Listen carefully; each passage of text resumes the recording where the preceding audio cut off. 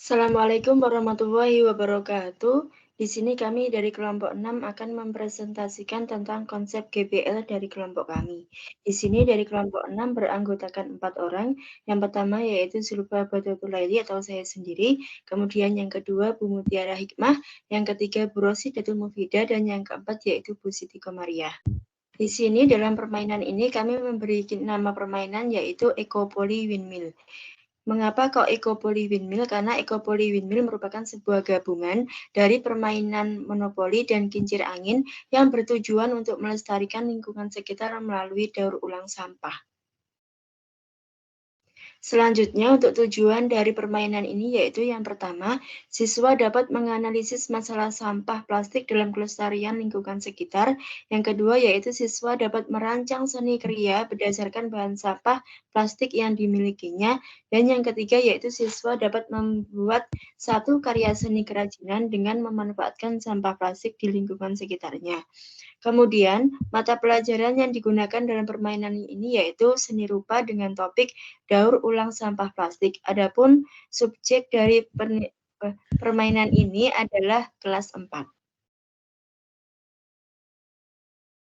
Di sini, permainan ini merupakan gabungan dari permainan monopoli dan kincir angin yang memanfaatkan sampah plastik sebagai alat, bahan, dan hasil permainan. Permainan ini dipilih karena anak-anak sudah mengenal dan mengerti tentang konsep permainan secara umum sehingga memudahkan mereka dalam mengikuti permainan. Pemenang dari permainan ini adalah kelompok yang mampu membangun ekobrik paling banyak. Kemudian dari ekobrik tersebut akan dimanfaatkan sebagai sebuah kursi yang memiliki nilai manfaat dalam kehidupan sehari-hari. Sehingga melalui permainan ini diharapkan siswa akan dapat lebih termotivasi untuk dapat mendaur ulang sampah plastik tanpa adanya paksaan dari orang lain.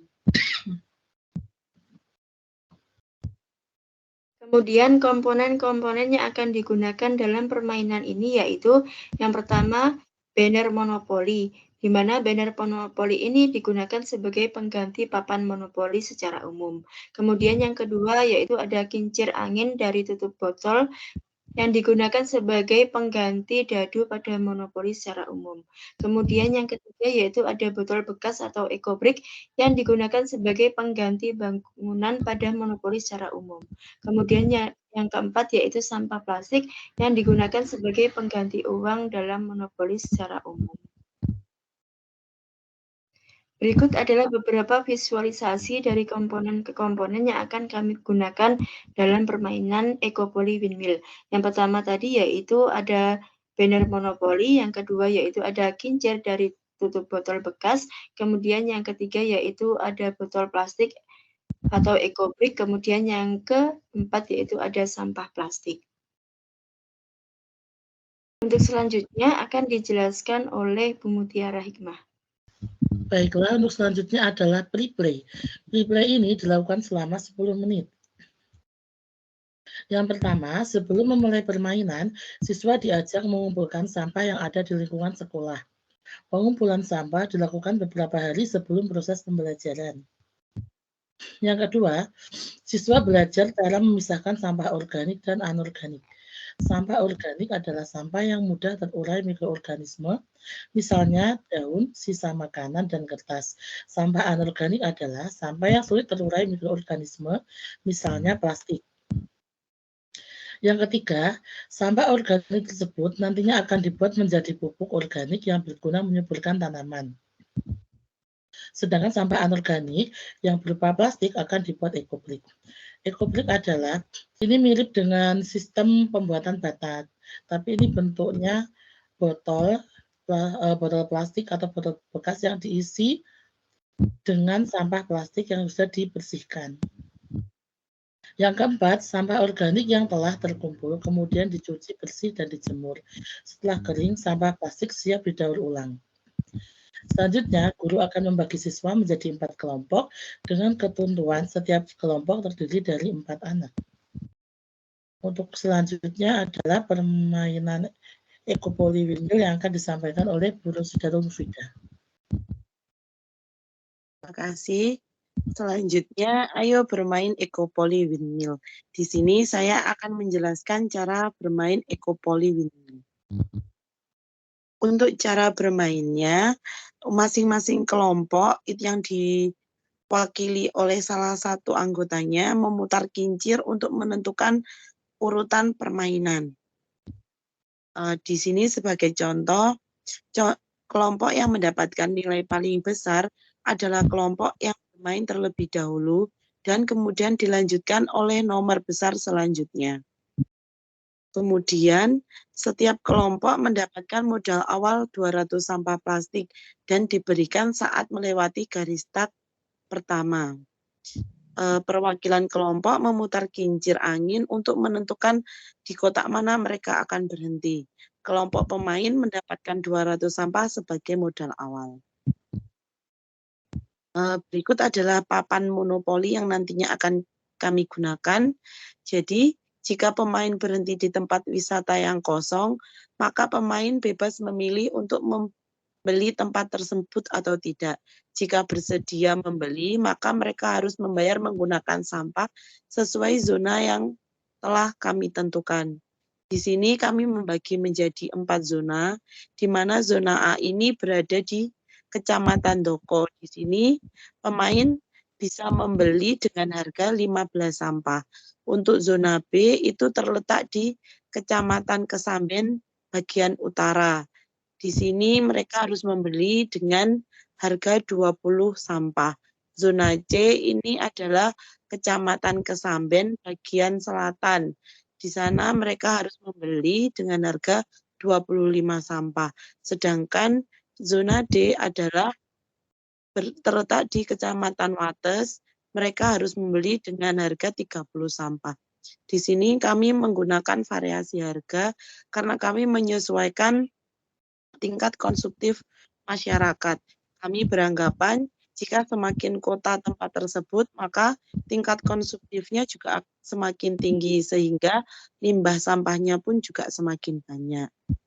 Sebagai contoh, pemain A berhenti di zona A atau di Ngumuk Sapu Angin, dan mereka bersedia membeli tempat tersebut, maka mereka harus membayar sejumlah 15 sampah.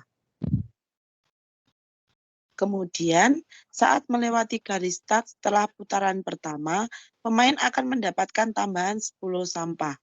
Jika setelah putaran pertama pemain berhenti di garis start, maka pemain tidak mendapatkan apa-apa.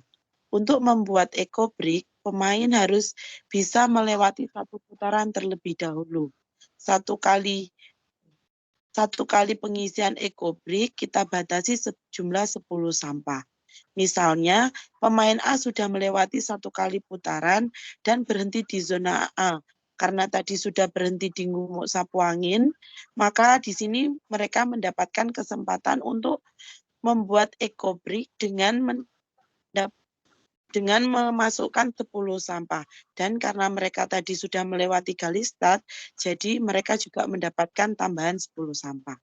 Selanjutnya adalah harga yang kami tentukan jika pemain lain berhenti di tempat wisata lawan. Di sini terdapat zona A, B, C, dan D. Di situ terdapat variasi harga. Sesuai yang saya jelaskan tadi, kita menyesuaikan tingkat konsumtif tempat wisata setempat. Kemudian jika pemain lain berhenti di tempat kejutan atau zong, maka ketika mereka berhenti di kejutan, mereka harus mengambil kartu kejutan yang telah kami sediakan. Di situ berisi sebuah misi. Kalau tidak begitu, nanti ada sebuah hadiah kejutan. Jika mereka berhenti di zong, maka mereka harus mengambil kartu zong, yang mana di kartu zong tersebut juga berisi sebuah misi dan hadiah yang berupa zong. Berikut ini adalah contoh kartu kejutan yang telah kami sediakan. Yang pertama sebagai contoh di sini ada selamat kamu berhak memasukkan 5 sampah di salah satu tempat pariwisatamu. Jadi mereka mendapatkan kejutan yaitu mereka membangun eco brick lebih cepat daripada yang lain. Atau di sini juga tersedia seperti selamat kamu berhak maju 3 kotak ke depan. Jadi mereka lebih dekat dengan garis start, hingga ketika nanti mereka melewati garis start, mereka bisa mendapatkan 10 sampah sebagai modal tambahan mereka. Di selain itu juga berisi sebuah misi. Sebagai contoh, kami menyiapkan sebuah pertanyaan seperti sebutkan 2 jenis sampah organik. Jika mereka bisa menjawab, maka mereka nanti akan memasukkan sampah sesuai yang telah ditentukan dalam kartu tersebut di EcoBrick yang telah mereka buat. Dan ini adalah kartu Zong yang telah kami siapkan. Di sini ada hadiah Zong dan juga ada misi-misi yang kami siapkan. Sebagai contoh, di sini ada maaf, kamu harus mundur 3 kotak. Jadi mereka menjauh dari garis start. Atau di sini juga ada saatnya beramal, ayo kita sumbangkan EcoBrick kepada teman lawan. Jadi mereka membantu lawan dalam membangun EcoBrick. Kemudian di sini juga ada contoh misi di mana berisi pertanyaan mengenai daur ulang dan juga ada pertanyaan hiburan berupa pembagian. Pada permainan ini, pemain yang membuat EcoBrick terbanyak adalah pemain yang dinyatakan sebagai pemenang. Dan kemudian pemain yang telah kehabisan sampah terlebih dahulu dinyatakan gugur dan keluar area permainan. Selanjutnya adalah post play yang akan disampaikan oleh Ibu Komaria. Untuk selanjutnya yaitu post play. Dilaksanakan 10 menit. Yang pertama yaitu sebutkan jenis-jenis sampah yang ada di lingkungan sekitar kita dan berikan contohnya. Yang kedua, coba perhatikan lingkungan di sekitar kita. Adakah sampah plastik yang dibuang sembarangan? Apakah dapat dari hal tersebut?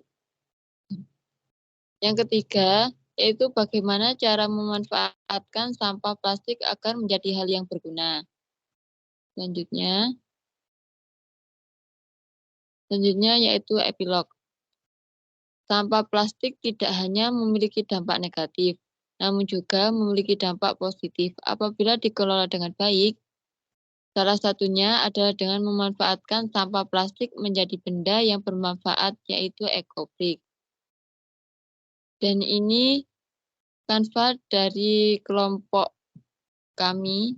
Ini yang kanva lama, yang selanjutnya adalah kanva yang baru dari kelompok kami. Terima kasih. Demikian presentasi dari kelompok kami. Ada kurang lebihnya kami mohon maaf. Wassalamualaikum warahmatullahi wabarakatuh.